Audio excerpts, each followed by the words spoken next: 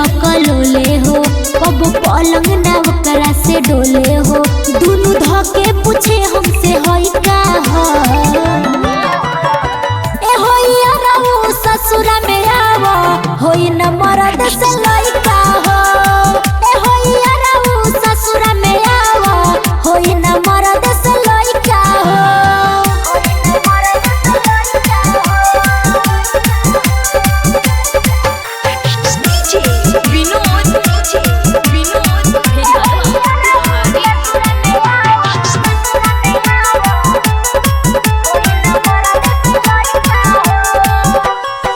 रात भर हमर जगले बितेला, अलग बिछावना बिछावे हो। खुद खद के छोड़िए देवेला, औ कबो न सतावे हो। रात भर हमर जगले बितेला, अलग बिछावना बिछावे हो। खुद खद के छोड़िए देवेला, औ कबो न सतावे हो। अभी बुद्धि नइखे घूमता बगैचा हो, ए होई अरऊ ससुरा में आवो, होई न मरद से लइका हो।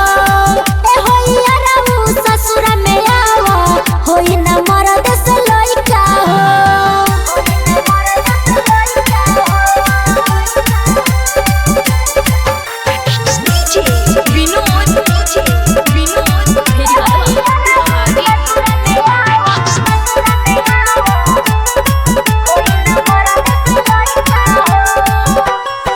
मनुज हमार जीव तरसेला, हमके न पजरी सटावे हो। रोहिता हमार महुगा मिलल बा, कबो न माजा चिखावे हो। मनुज हमार जीव तरसेला, हमके न पजरी सटावे हो। रोहिता हमार महुगा मिलल बा, कबो न माजा चिखावे हो। हमरा लागत छक्का बा सही का हो, ए होई अरऊ ससुरा में आवो, होई न मरद से लइका हो।